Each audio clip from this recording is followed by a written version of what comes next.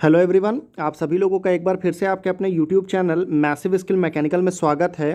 दोस्तों, आज के इस वीडियो में मैं आप सभी लोगों से एनएमडीसी का जो जूनियर ऑफिसर की जो अभी वैकेंसी निकली है 2022 में, उसका मॉडल पेपर मैं आपसे डिस्कस करूंगा। उसके सिलेबस को ध्यान में रखते हुए मैंने मैकेनिकल इंजीनियरिंग के जितने भी इंपॉर्टेंट क्वेश्चंस हो सकते हैं उसके बारे में मैं डिटेल में समझाऊंगा।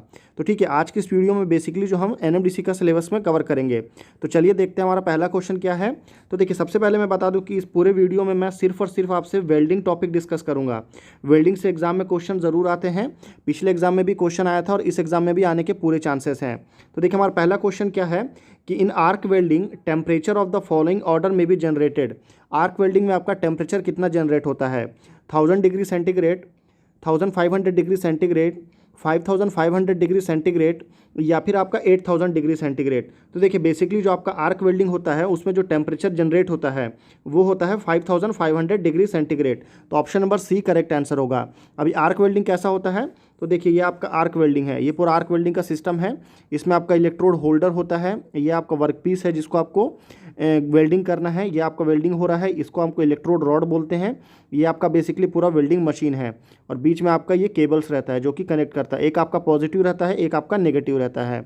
अगले क्वेश्चन को देखते हैं हम कि which of the following carbon steel is most weldable. 0.15% carbon steel, 0.30% carbon steel, 0.50% carbon steel या फिर 0.75% कार्बन स्टील। बेसिकली क्या बोल रहा है कि इन चारों में से कौन सा कार्बन स्टील है जिसको हम बहुत ही ईजिली वेल्डिंग कर सकते हैं। बेसिकली अगर मैं आपको बता दूं कि अगर आपको इस वीडियो का फ्री में पीडीएफ चाहिए तो उसके लिए आप हमारे टेलीग्राम ग्रुप को ज़रूर ज्वाइन करिए। वहाँ पर मैं आपको फ्री में पीडीएफ और अपने आने वाली वीडियो की नोटिफिकेशंस वगैरह प्रोवाइड करता हूँ। तो देखिए, इस क्वेश्चन को जो राइट आंसर होगा, सबसे ज़्यादा वेल्डेबल जो कार्बन स्टील होता है वो कौन सा है? तो वो होता है आपका 0.15% कार्बन स्टील। यानी कि जिस स्टील में आपका जो कार्बन का परसेंटेज है वो 0.15% होगा, वो सबसे ज़्यादा वेल्डेबल होता है। तो option number A correct answer होगा। तो मोस्ट वेल्डेबल, ये देखिए आपका वेल्डिंग का प्रोसेस चल रहा है, ये आपका मेटल है। अगला क्वेश्चन देखते हैं हम कि the melting point of the filler metal in brazing should be above 420 degree centigrade, 820 degree centigrade, 1020 degree centigrade या फिर 1200 डिग्री सेंटीग्रेड। तो यहाँ पर जब कभी भी हम फिलर मेटल की बात करते हैं तो हम दो चीज़ आता है, एक आपका आता है ब्रेजिंग और उससे पहले आता है आपका सोल्डरिंग। ठीक है, एक आपका ब्रेजिंग है और दूसरा आपका सोल्डरिंग है, सोल्डरिंग। ठीक है, तो बेसिकली क्या है कि सोल्डरिंग में जो आपका टेम्परेचर होता है वो होता है आपका 420 डिग्री सेंटीग्रेड से बिलो होता है, उससे कम रहेगा तो आपका सोल्डरिंग कहलाएगा। और वही अगर आपका 420 डिग्री सेंटीग्रेड से ज़्यादा होगा तो वो आपका ब्रेजिंग कहलाएगा। तो ऑप्शन नंबर ए जो है वो करेक्ट आंसर होगा। अगला क्वेश्चन है हमारा, ये आपका ब्रेजिंग का प्रोसेस हो गया कि in resistance welding the electrode material is made of carbon steel, stainless steel, copper या फिर आपका हाई स्पीड स्टील। ये वाला क्वेश्चन आपका प्रीवियस एनएमडीसी के एग्जाम में आया था, तो अभी भी नेक्स्ट एग्जाम में आने के पूरे चांसेस हैं। तो देखिए, इस क्वेश्चन को ध्यान से देखते हैं। तो बेसिकली बोल रहा है कि रेजिस्टेंस वेल्डिंग में जो आपका इलेक्ट्रोड का जो मटेरियल होता है वो किसका बना हुआ होता है? तो वो बेसिकली बना होता है कॉपर का। तो सी आपका करेक्ट आंसर होगा। अभी रेजिस्टेंस वेल्डिंग कैसे होता है? तो देखिए, ये आपका रेजिस्टेंस स्पॉट वेल्डिंग का प्रोसेस दिया गया है। यहाँ पे आपको ऊपर से, इधर से, नीचे से, दोनों साइड से फोर्स अप्लाई करते हैं। ये आपका इलेक्ट्रोड है जिससे कि आपका इलेक्ट्रिसिटी पास होता है और यहाँ पे आपका वेल्डिंग होता है। ये दोनों आपका वर्कपीस जॉइंट है। ठीक है, ये आपको पावर सप्लाई देते हैं इधर से। तो कुछ इसी तरह से आपका रेजिस्टेंस वेल्डिंग काम करता है। रेजिस्टेंस वेल्डिंग में बेसिकली आपका स्पॉट वेल्डिंग, सीम वेल्डिंग और फिर प्रोजेक्शन वेल्डिंग, ये तीन टाइप का मेनली आता है। अगले क्वेश्चन को देखते हैं हम कि seam welding is a arc welding, multi spot welding, continuous welding या फिर गैस वेल्डिंग। तो देखिए, सीम वेल्डिंग तो है किस में आता है? तो सीम वेल्डिंग आता है आपका रेजिस्टेंस वेल्डिंग में। अभी इससे पहले मैं आपको बता चुका हूँ ये किस में आता है। तो ये आपका आता है रेजिस्टेंस वेल्डिंग में। पर रेजिस्टेंस वेल्डिंग में भी दो तरह का आता है। बेसिकली आता है कि आपका मल्टी स्पॉट वेल्डिंग और एक आता है आपका कंटिन्यूअस वेल्डिंग। तो देखिए, यहाँ पे सीम वेल्डिंग जो होता है वो आपका कंटिन्यूअस स्पॉट वेल्डिंग भी बोलते हैं। कभी कभी डायरेक्ट आपका कंटिन्यूअस वेल्डिंग या फिर कंटिन्यूअस स्पॉट वेल्डिंग भी बोलते हैं। और जब बात आती है आपका मल्टी स्पॉट वेल्डिंग की, तो ये हम किसको बोलते हैं? तो ये हम बोलते हैं प्रोजेक्शन वेल्डिंग को। प्रोजेक्शन वेल्डिंग भी जो है वो एक तरह का बेसिकली क्या है, तो रेजिस्टेंस वेल्डिंग में ही आता है। सीम वेल्डिंग कैसे काम करता है? तो देखिए, ये सीम वेल्डिंग है। सीम मतलब होता है कंटिन्यूअस, ये लाइन से वेल्डिंग चल रहा है और आपका ये रोलर इलेक्ट्रोड इसमें लगा हुआ रहता है। ये आपका डायरेक्शन रहता है। ये दोनों आपका वेल्डिंग प्लेट्स है जिसको ज्वाइंट करना है।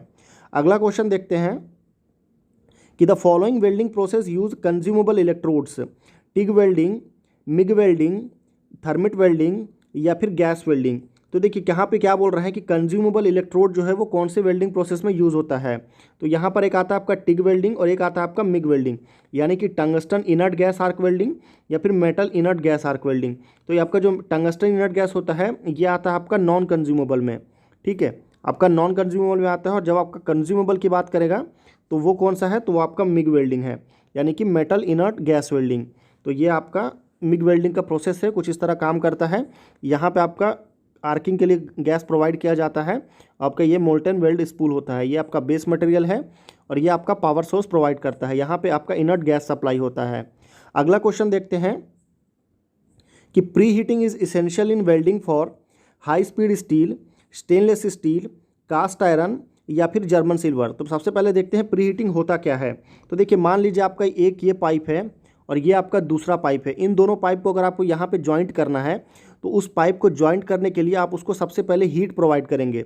हीट क्यों देंगे, हीट देने से क्या होता है, इसमें मेटल में डिफॉर्मेशन होता है और उसके बाद जब आप इस पर वेल्डिंग अप्लाई करेंगे तो वेल्डिंग की क्वालिटी जो है वो काफ़ी ज़्यादा अच्छी होती है और वेल्डिंग अच्छा क्वालिटी का इंप्रूव होता है। तो ये प्री हीटिंग जो है हम किस में करते हैं, तो सबसे ज़्यादा कंपलसरी होता है जब कभी भी हम कास्ट आयरन के पाइप्स या फिर कास्ट आयरन के मटेरियल में आपका वेल्डिंग करते हैं, तब हमको प्री हीटिंग ज़्यादा ज़रूरत होता है। तो सी करेक्ट आंसर होगा।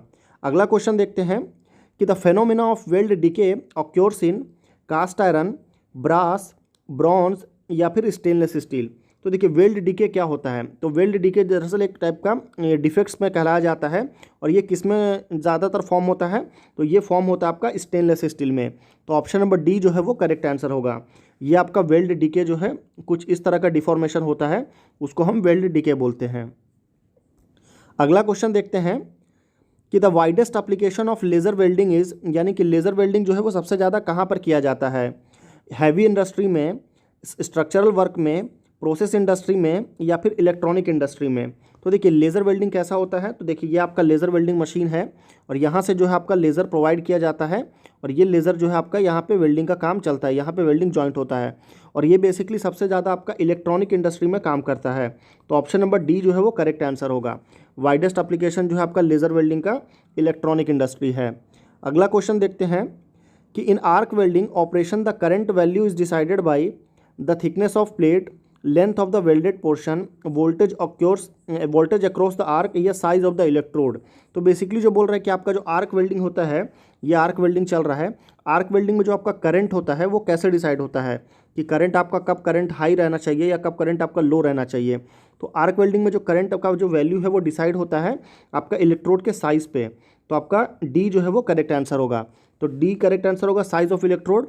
और इलेक्ट्रोड किस तरह का होता है, तो इलेक्ट्रोड का साइज होता है 7412, 7018, 6014। ये कुछ इस तरह जो है इलेक्ट्रोड्स के साइज़ में कहा जाता है, ये आपका उसके नंबर्स में हम उसको जानते हैं। अगला क्वेश्चन है कि the mixture of iron oxide and aluminium oxide are used in thermit welding is 1:1, 1:3, 3:1 या फिर आता है आपका लास्ट है नन ऑफ दिस या मिक्सचर ऑफ डिफरेंट ऑक्साइड्स। तो बेसिकली ये किसका मिक्सचर है, तो ये आपका थर्मिट वेल्डिंग का मिक्सचर है।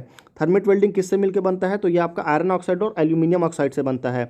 इसमें जब कभी भी हम आयरन ऑक्साइड की बात करेंगे तो आयरन ऑक्साइड आपका एक पोर्शन में रहता है, ठीक है, आयरन ऑक्साइड का मिक्सचर एल्यूमिनियम ऑक्साइड एक रहता है और आयरन ऑक्साइड आपका 3 रहता है।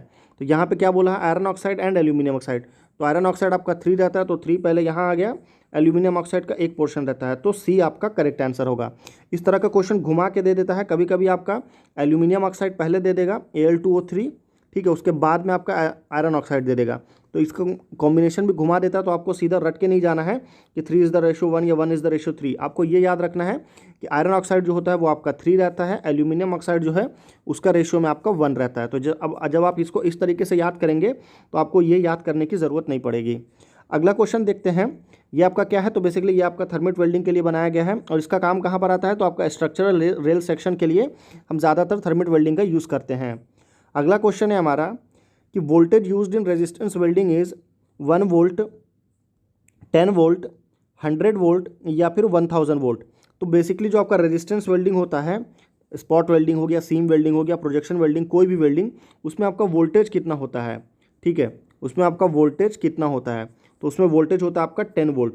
वोल्टेज आपका हमेशा कम होता है और करंट जो है इसमें काफ़ी ज़्यादा हाई होता है।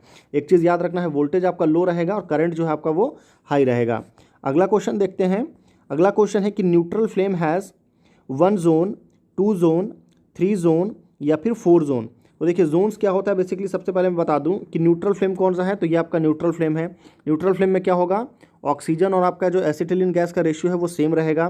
कार्बोराइजिंग और आपका ऑक्सीडाइजिंग फ्लेम में क्या होगा, तो ऑक्सीजन जो है आपका वो क्या रहेगा, 1:5 1.5, और आपका ऑक्सीजन जो है वो सेम, आपका ऑक्सीजन सेम रहेगा, एसिटिलीन कम रहेगा। और कार्बोराइजिंग में क्या रहता है, तो इसमें आपका एसिटिलीन जो है वो 1.2 रहेगा और ऑक्सीजन जो है वो कम रहेगा। तो ये तो आपका बेसिक डेफिनेशन हो गया। और यहाँ पे जो फ्लेम की बात हो रही है, ये फ्लेम होता है, इसको फ्लेम बोलते हैं, इस वाले जोन को।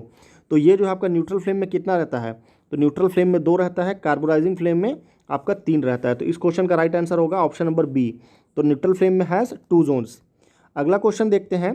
अगला क्वेश्चन है कि acetylene gas is generated from of carbon, calcium, calcium carbonate या फिर कैल्शियम कार्बाइड।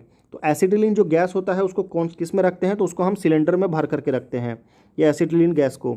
और एसिटिलीन गैस जो है वो किससे जनरेट होता है, तो वो जनरेट होता है आपका कैल्शियम कार्बाइड को जब कभी भी हम किसके साथ मिक्स करते हैं, H2O के साथ, यानी कि वाटर के साथ जब आप मिक्स करेंगे तो वो आपका एसिटिलीन गैस क्रिएट होता है। तो ऑप्शन नंबर डी जो है वो करेक्ट आंसर होगा। तो हमारा वीडियो खत्म हो चुका है। वीडियो को अगर आपने एंड तक देखा है तो उसके लिए थैंक यू। प्लीज़ हमारे चैनल को ज़रूर लाइक करिए। अपने सारे स्टडी रिलेटेड ग्रुप में जो भी लोग आपका NMDC का प्रिपरेशन कर रहे हैं उनको हमारे वीडियो को ज़रूर शेयर करिए और चैनल को ज़रूर सब्सक्राइब कर लीजिए। फिर मिलते हैं आपसे अगले वीडियो में, तब तक के लिए दीजिए इजाज़त। धन्यवाद।